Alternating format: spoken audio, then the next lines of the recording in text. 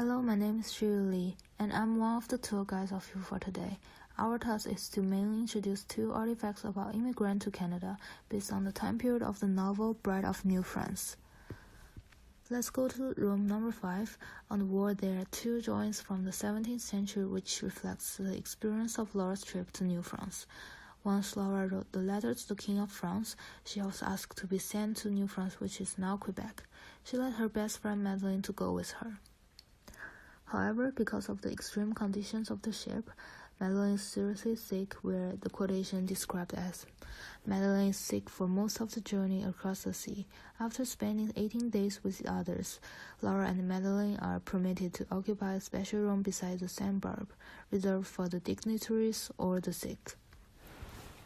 In the 17th century, people living in France struggled with the class difference oppression. French women who did not born in a royal family suffered the most. Their marriages were mainly for the economic reasons. After Canada became the French colony, there were mostly men stayed there managing their new settlement. The best way to maintain the growth of the population is to bring women there for the use of reproduction. The early immigration started in the 17th century. Shipping across the Atlantic Ocean was the only way to transit from France to Canada. According to historical records, ill health was a problem aboard the immigrant ships at that time. Passengers lived below deck in the steerage area, where it was dark, damp, cramped, and often crawling with vermin. It was never going to happen for each person to have a room. Only the upper class may have their private rooms. However, at present, people who choose to take ship for traveling often have their own rooms.